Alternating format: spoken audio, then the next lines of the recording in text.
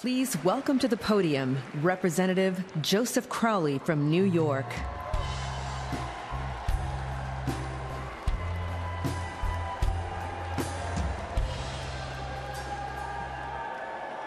It was a beautiful day. Not a cloud in the sky. It was just after 9 a.m. and I was waiting on the runway at LaGuardia to fly back to Washington. Then I got the news. 2 planes had crashed into the World Trade Center. I raced out of the terminal. I tried calling my 2 cousins, both members of the New York City Fire Department. We had grown up together in working-class Queens, New York. They were supposed to be off duty that day, but then the call came in. Both brothers responded. Only one came home. On September 12th, I stood at what had been the World Trade Center.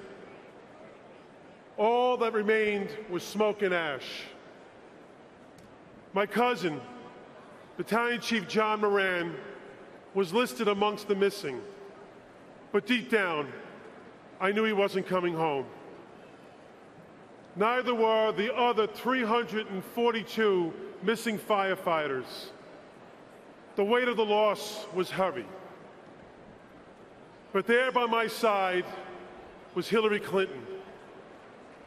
Hillary Clinton, the New York Senator. Hillary Clinton, my friend. She understood the pain my family, our city, our nation were under. She fought to help our city rebuild, and she delivered.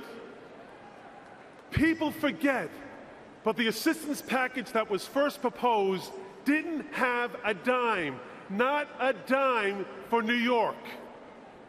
Hillary helped turn that around, securing $20 billion we needed to get New York going again. But she didn't stop there. Hundreds worked on the pile in the days after 9/11. First, they came to find survivors, but eventually searched for remains. They didn't worry about their own health. They were told the air was fine, but it wasn't. And when health issues emerged years later, Hillary Clinton was still by their side.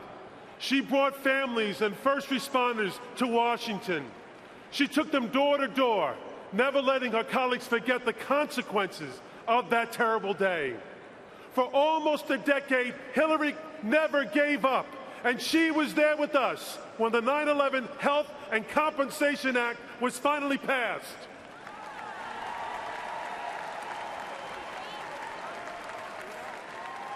But let me ask you something. Where was Donald Trump in the days and months and the years after 9/11? He didn't stand at the pile. He didn't lobby Congress for help. He didn't fight for the first responders. Nope. He cashed in, collecting $150,000 in federal funds intended to help small businesses recover, even though days after the attack, Trump said his properties were not affected. Hillary sought those funds to help local mom and pop shops get back on their feet. Donald Trump sought another payday for his empire. It was one of our nation's darkest days, but to Trump, it was just another chance to make a quick buck. Hillary has never and will never forget the reality of that day. And that's why she will never give up on making us a better and stronger nation.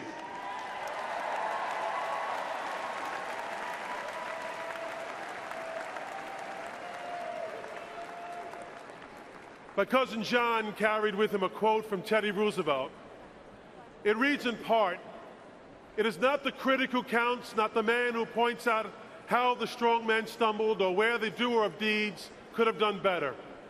The credit belongs to the man who is actually in the arena, whose face is marred by the dust and sweat and blood, who strives valiantly. My friends, this is the Hillary Clinton I know, the doer of deeds, who I've stood and worked and fought alongside. This is the Hillary Clinton I believe in, the proven fighter who has been devoted and has devoted herself to helping American families, American workers, and cops, and firefighters, and first responders, helping all Americans.